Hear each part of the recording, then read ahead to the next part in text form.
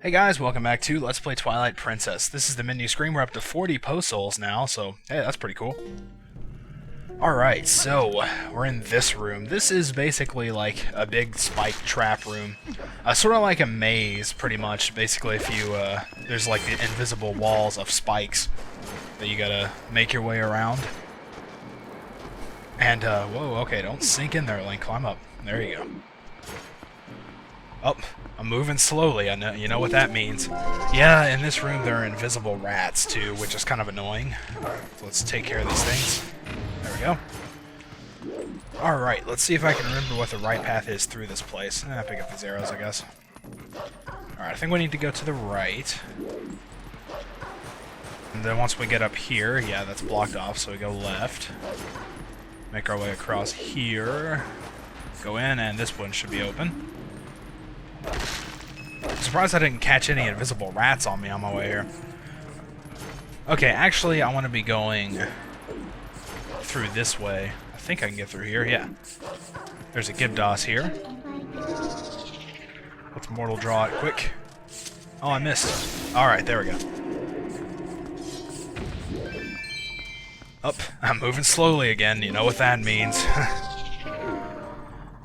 Yeah, sorry if I'm a little bit out of it this time. I've actually taken a break between the last episode and this one. I ate some lunch in between. I've been clearing my throat a lot, too. I have to edit some of that out, but... Okay, I guess I just wanted to take care of that thing, get the 20 rupees. Nope. Yeah, and you can't kill the rats unless you actually have your senses activated, which is kind of stupid, but... No, you can't get through this way. Alright, come on. I mean, like I said, you know, they're pretty much the annoyance enemy of this dungeon as well, so... Okay, so what you're going to need to do now is come over to this side and pull on this chain, which will pull the wall out that's blocking our way forward. So then after you do that, you're going to have to quickly make your way over towards the middle. Thankfully, it's pretty easy to get there, though. Just go back around this pillar here and turn left. Then just go through the place there, and we got plenty of time to spare. Man, I've been clearing my throat a lot. Alright. Now this is kind of an interesting thing here. There's these spike things going up along the wall. Halfway down through here, though, there's some more scarabs coming out. I'm not gonna terrorize you guys by showing them in first-person mode again. Although I guess it is still kind of creepy whenever they hop all over you. Just what sucks is waiting for them all to jump up here. Okay, is that all of them? Yeah, I think so. And they're all dead. Alright, so let's make our way across here. Oh, I hate this quicksand stuff. Alright, if we go over here, we can see Uku's in this little jar. Phew, free at last, gracious, you're the nice fellow. Let's stick together, I'll warp you out. Okay, so we've been reunited with Uku, this kind of character, will let you out of the dungeon. And now that I'm thinking about it, let's go through this door first. And it's like I've got Uku, but I've never actually used her before, so I'd show you guys what that's like. So let's just go ahead and do that. We'll be put right back into this room. So, ooh, did you want to leave? I can warp you right out. So let's warp out, and we're actually gonna get introduced to a new character here, which is actually a little stranger than Uku. It's just the head. And it's floating, and that is weird. It's Uku Jr. Anytime you want to back to the spot from outside, just ask him. So that's basically how you get back in. Whoa! Alright, so, and that warps us outside of the dungeon, so we can go do whatever we want. Come back out, visit this boar here, I guess. But whenever you want to go back in, just use Uku Jr. And want to go back to my mama? Go back. Yeah. And then we can just warp back to wherever we left off. It doesn't warp you back to like the exact spot that you used it, but it'll put you like at the beginning of the room, like you just went through the door. So, well, welcome back. And then you can just continue on like usual. So I mean that can be pretty useful if you need to go buy some supplies or refill health or something. So anyway, this is a big dangerous trap room. But just go on past them. I mean, the spikes don't move too fast, so it's not that hard to avoid. Oh, there's some more Stalfos we're going to need to defeat in here. Let's take care of, well, that one, I guess, and that one. Well, I ventured out here to get these hearts, and I'm going to sink in. Alright, there we go. Alright, so another one's going to appear over here. Let's just go over there to make him stand up. And come back over to this side where we can kill him with a bomb arrow. And with these scarabs have finally caught up to me. Defeating all three of those Stalfos makes that gate open back there. So, alright, you hop on too. There we go. Alright, so now we need to be heading... Always head in the direction of the spikes. And try not to stand in the sand if you can avoid it. Because it'll, like, hook you in and you'll get hit by the spikes probably many times, so... Alright. We can skip over most of this if we're good enough with the hook shot. Which I'm not, apparently.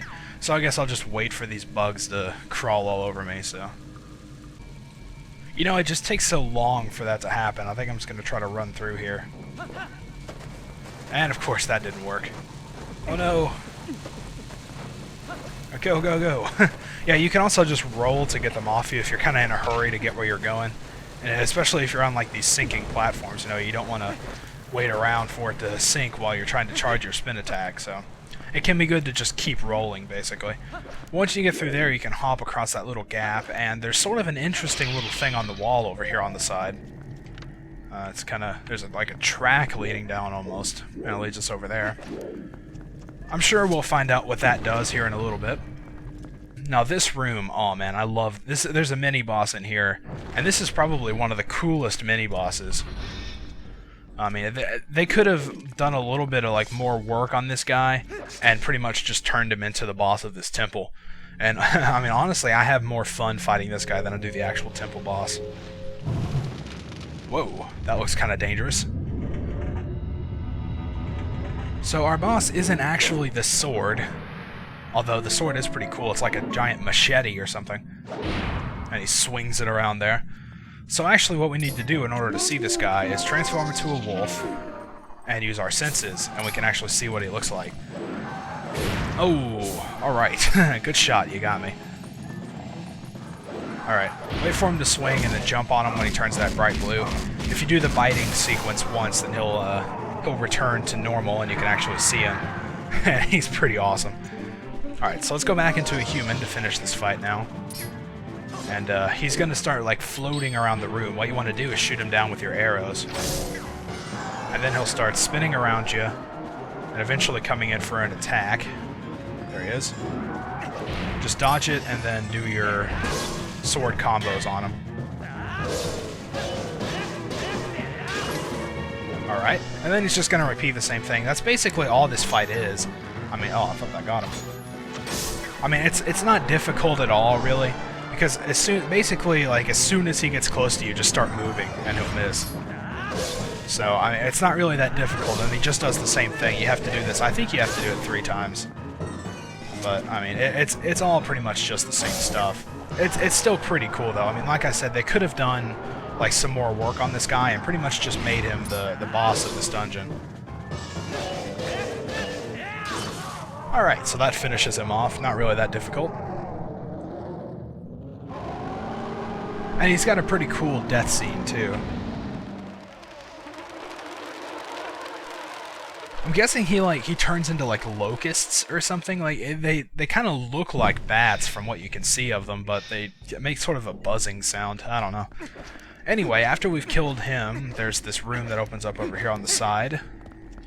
And what we're going to get in here is a unique item that's been added in this game. So let's pick it up. And it is... the spinner. This ancient machine allows you to float in the air. Set it to wire X and get on top of it to move over sand and on wall rails. And you can also attack enemies with spin power. And it also takes over the very top slot in your inventory, which sucks because now I gotta move over 1 to get the claw shot, which I use more, but whatever. So basically, with the spinner, you can ride along these little rails that are on the side here. And it'll take us up out of here. You can also kind of ride around this room in a circle, which is pretty neat. There's no real need to, but they do some pretty creative things with the spinner in this dungeon, and whenever you want to get off of it, just hit the button again. You can also attack while you're on it by hitting A, and it'll do this little spin attack. It doesn't last forever, though. It'll run out if you use it too much, and I think you can't start it on sand, so, you know, don't think about trying to use it to get out of that. So we're back out here in this room again, and now we can ride these rails that are on the right side and take us over to this part, which we previously couldn't get to before. You want to jump off and then get onto the other rail, which will lead you up to this door. Because, you know, if you just keep going, you'll run into this wall, then have to find a way to get on this rail, and it's it's a little bit difficult, so you want to make sure you jump off. Now this is basically just a big spinner room. It's basically like your training for all the stuff you're going to need to be doing with the spinner. But we're going to take care of this room in the next part, so until then, thank you guys for watching, and I'll see you next time.